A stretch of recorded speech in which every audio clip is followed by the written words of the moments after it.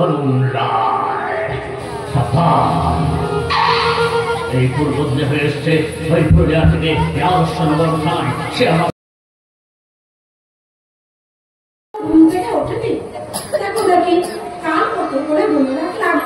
সকাল সকাল উঠেছিলাম ছেলে নিবি আমার আদরকে মেয়েটা আমার বড় বেড়ানা হয়ে পড়েছে। কথা বলো না ও কথা বলো না। তোমার মেয়ে কোন সাত সকালে উঠে স্নান সেরে নিয়েছে তুই এলো বলে দেখো। তোমার দাদা সাহেব স্নান করেছেন আমার আর কি ওনার মঙ্গলের জন্যই তো এই বসে রাখা। সব জানি বা আমি সব জানি। মেয়ে বাড়িতে আসার পর থেকে দাদা সাহেবের মঙ্গলের জন্য কতটা বছর পালন করছো না। আচ্ছা বলপতি তুমি তো খুব ছোট থেকেই তোমার দাদা সাহেবের সঙ্গে আছো। তুমি কি জানো ওনার মা ওনার ছেলের মঙ্গলের জন্য এই ব্রত পালন করে?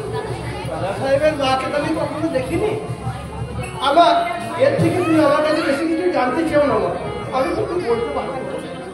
আচ্ছা বলপতি তোমাকে যতবারই তোমার দাদা সাহেবের মার কথা জানতে চাই ততবারই তুমি কিছু না কিছু বলে এড়িয়ে যাও। কেন বলপতি কেন?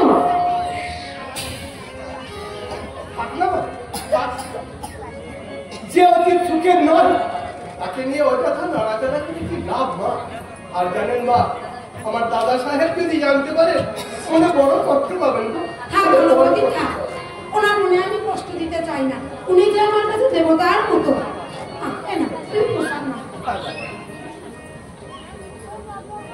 কিন্তু শ্যামা তো এখনো এলো না।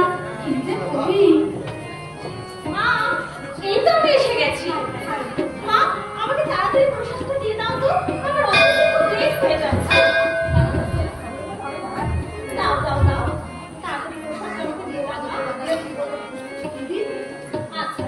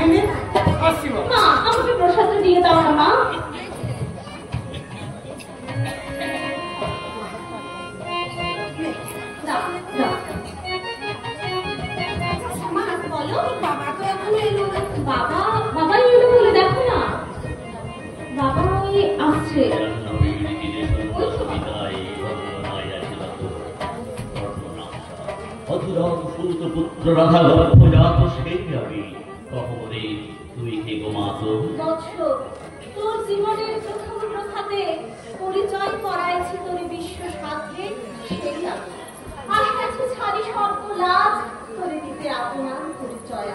দেবী তমনত নেত্রকিরণ সম্পদে চিত্ত বিগড়িত উচ্চ করাঘাতে শৈল শিখরের মতো তব কণ্ঠস্বর বুদ্ধ জন্ম হতে শিখত্র পর জাগাইছে বেদনা কখনই জন্ম মোর মাথা চিতি রহস্য তোমার সাথে ধৈর্য ধর করে বর্ষ ফলকাল দেবী দিবাকর আমি চা অস্তাচলে সন্ধ্যার তিমির আসুক নিবিড় হয়ে মহিতরে বীর কুন্তি আমি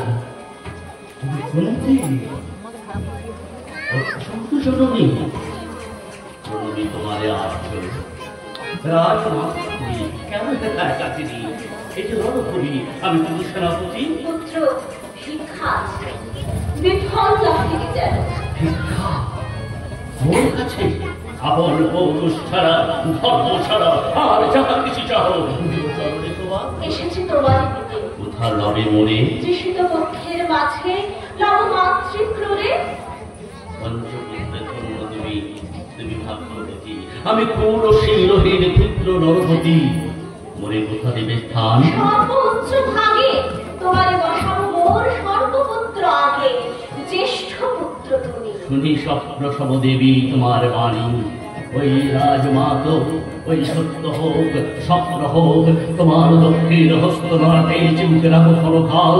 কখলোক পড়িয়াছে লোক সরিয়াছে, ধর্মের পরিত্যাক্তা আমি কতবার নিষ্ঠ স্বপ্নে দেখেছি। ওই জননী এসেছিলেন, দেখি আমায় করিয়া বাবুর কণ্ঠে বলেছি, জননী জননী দেখি মিলায় মূর্তি সকলের ছিন্ন। বাবা, ও বাবা, বাবা, তুমি প্রতিদিন এই একই কবিতা কেন পাঠ করো বলো তো? কি আছে এই কবিতায়? জানো বাবা, তোমার মুখে এই কবিতা প্রতিদিন শুনতে শুনতে আমার কণ্ঠস্থ হয়ে গেছে। বলো না বাবা, কি আছে এই কবিতায়? কি আছে এই কবিতায়? হ্যাঁ, মনে হয় এই কবিতা কর্মের জীবনের কাহিনী নয়, এই কবিতা আমার জীবনের কাহিনী, আমার বিগত দিনের কাহিনী। বাবা, হ্যাঁ, এই কবিতা বলতে বলতে তোমার চোখে জল আসে। চল তুমি কষ্ট পাও, আর তুমি কষ্ট পেলে যে আমিও কষ্ট পাই বাবা, আমিও কষ্ট পাই। আমার কষ্ট হয়, আমার মায়ের কষ্ট হয়? না না না না, আমি আমি আর কষ্ট পাবো না। আমি কি জানতো না যে আমার কষ্ট হলে আমার মায়ের কষ্ট হয়? না না না, আমি আর কষ্ট আমি আর কষ্ট পাবো না। আমি আমি আমি বলতে পারি? জিজ্ঞেস আমি করতেছে কষ্ট পাবো না, মা আর কষ্ট পাবো না। বাবা, কি বলছে? মাকে বলে দাও, বাপ মেয়ের কথা কখনোই শেষ হবে না। উনি যদি কথা বলতে চান তাহলে আমাদের মাঝে সময় করে নেবেন, ঠিক আছে? মা, জিজ্ঞেস করতেছে না, আজকে মা বিপত্তরণী বোকাচ্ছিল, সেটা কি ওনার মনে আছে? বাবা, শ্যামা, তুমি তোমার মাকে বলে দাও, আজ থেকে 1 সপ্তাহ পূর্বে উনি আমাকে বিপত্তারিণীর পুজো আছে বলে আমার কানে মনে করিয়ে দিয়েছেন। আমি ভুলতে চাই না, উনি কিন্তু কখনোই ভুলতে দেননি। জিজ্ঞেস করতেছে মা, উনি কি পোশাক গ্রহণ করবেন? শ্যামা, তোমার মাকে বলে দাও আমি প্রসাদ নেওয়ার জন্য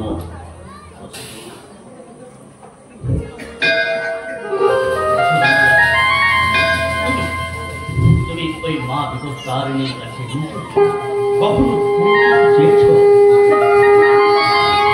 আপনার তো স্বামী দিয়েছে, আর আমি কি চাই?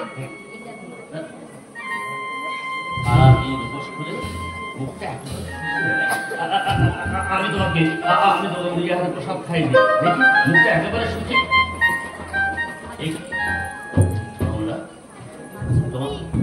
তোমার চোখের জল, তুমি তুমি কাঁদছো কেন? ভাবছি, কি ভাবছো? এত সুখ আমার শরীরে তো জানো রমলা, এই সুখ একটা আপেক্ষিক শব্দ মাত্র। দুঃখের সমুদ্রে সাঁতার কাটতে কাটতে আমরা যখন ওই দুঃখটাকে আঁকড়ে ধরি না, তখন ওই দুঃখের কষ্টি পাথরে যাচাই করে যে সুখটা আসে সেটা হয় চিরন্তন শাশ্বত। সে কখনো অবস্থায় হয় না, শাশ্বত সত্য। কথা শুনে বড় শান্তি পাই গো, বড় শান্তি। বলি, আমাকে এখানে শ্রীখণ্ডীর মতো দাঁড় করিয়ে এদিকে দুজনে কখন যে এক হয়ে যাও তোমাদের তোমাদের মেয়েটা অবহেলায় অনাদরে কষ্ট পাচ্ছে, কোন সেখানে আছে তোমাদের? আমার মেয়ে কে অবহেলা করছে, কষ্ট দিচ্ছে, আমি তোমার মা। না রে না না, তোর মাকে কিছু বলা যায় না, তোর মাকে কিছু বলা যায় না।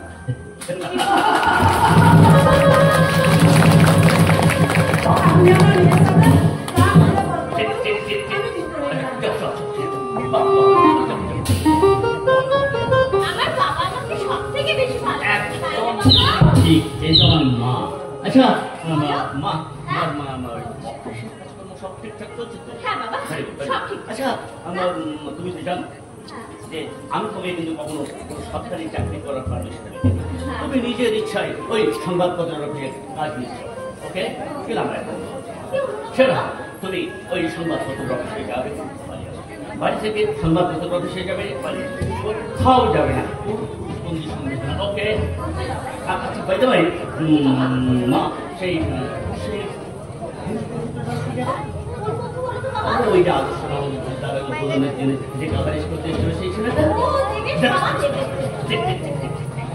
আচ্ছা বাবা, তুমি ওই কার্ডে কেটে পড়েছিলে?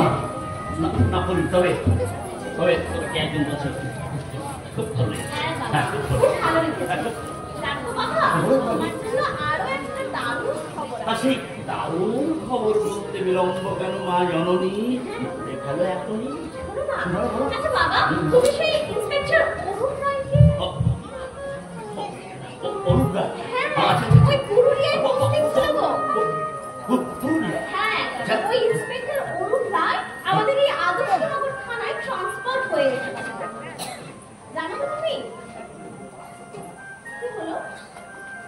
তোমার তো আবার কারণ কি মা জননী? তেমন কিছু না, তেমন কিছু না। আর আমার সেই বান্ধবী তোমার ছাড়া করেছে বাবা। হ্যাঁ, ওর বাবা সঞ্জয় সন্ত্রাসবাদীদের চোরা কারবার ধরতে গিয়ে থানা চালার বাবা আর মাকে গাড়ি চালাতে ফোন করেছে? তা তো আমি জানি না। আর সেই কারণে অরুণ এখানে আসছে, যাতে সেই সন্ত্রাসবাদীদের ধরে শাস্তি দিতে পারে। আর জানো তো বাবা, আমি ওদেরকে বলেছি এই মহৎ কাজে আমার বাবা তাদের সাহায্য করবে। আচ্ছা। করবে না বাবা? ওকে আসতে বলবো। আরে আদর্শ নগরের উন্নতি করাই তো আমার একমাত্র কাজ। ইন্সপেক্টর অরুণ রায় বাবা, ইন্সপেক্টর অরুণ রায়।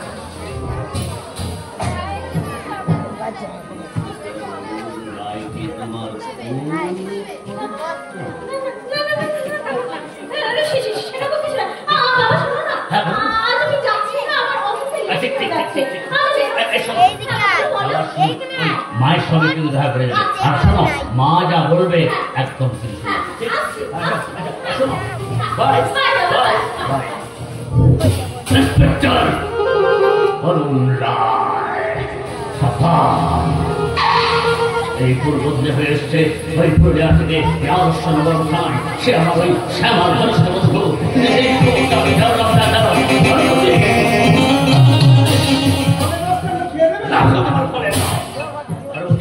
তুমি জানো ওই অরুণ রায় পুরুলিয়া থেকে ট্রান্সফার হয়ে জানো?